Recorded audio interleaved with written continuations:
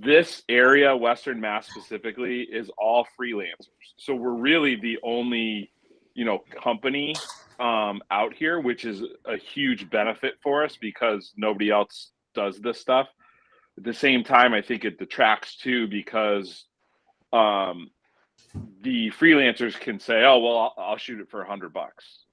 So that's one of the things we're running into. I could definitely Yeah. give some feedback about like selling on value rather than price.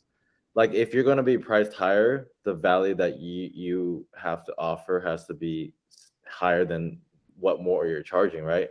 And so whether it's quality, there's going to be agents that just don't value quality. I mean, like for that additional $15 or $30, like let's just say you're charging 140 and the freelancer charging 100, is the quality noticeable? If it's not, what is it that you're offering that is of value to the agent? Is it next day turnaround that the other freelancer isn't offering because they're editing their own photos and it's not as fast? If that is it, that's the value you need to be selling on. Is it that you have a larger coverage, that you can serve like a team that has a larger coverage and not charge travel? That's now the value you can be selling on.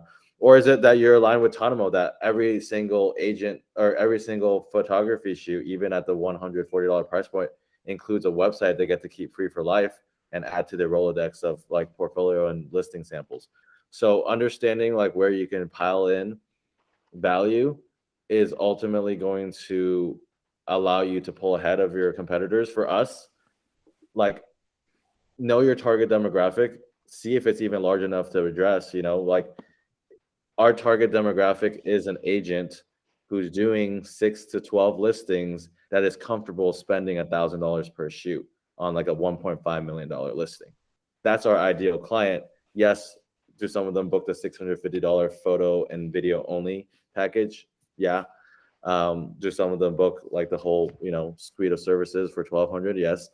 But understanding your ideal client and then selling on what they're looking for. I mean, a top producing agent is looking for a turnkey solution. They don't want to deal with a freelancer that has a unpredictable schedule, that if they go on vacation, now they're like they have to find another photographer.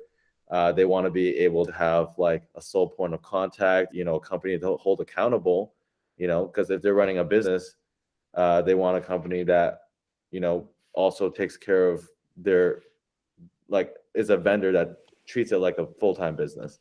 And sometimes a freelancer doesn't. Sometimes a freelancer will take on a wedding shoot and do this and like be unresponsive. And over time, if you understand your ideal client profile, like who your ideal client is and what they're looking for, their ideal solution, you can tailor solutions for them.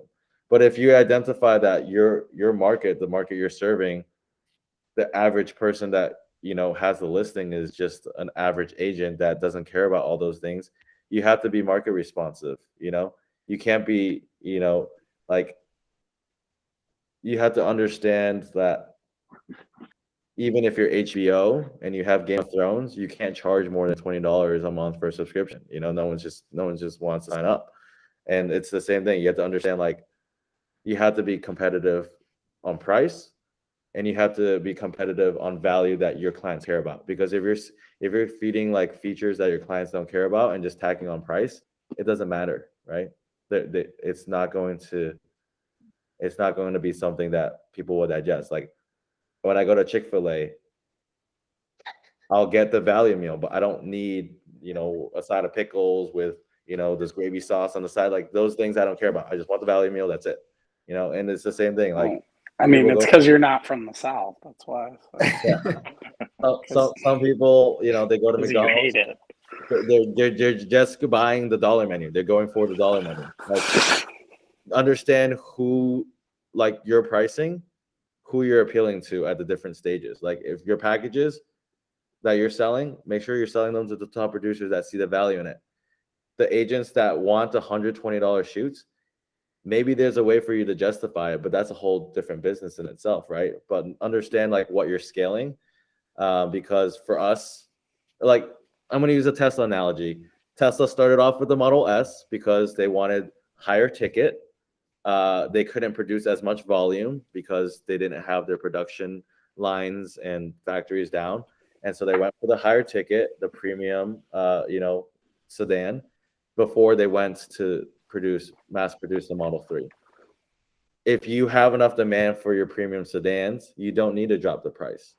But if you're trying to if you're capped out, we all know that Toyota in the mass market, the Model 3 and the $25,000 Tesla is how Tesla's going to go from being a BMW type auto manufacturer to becoming the Toyota, to becoming the Honda. So understanding at what stage you're at with your business, whether you're a boutique and you're going after boutique clients first, or hey, I'm going for mid-tier, and knowing how you can compete against the freelancers charging 100.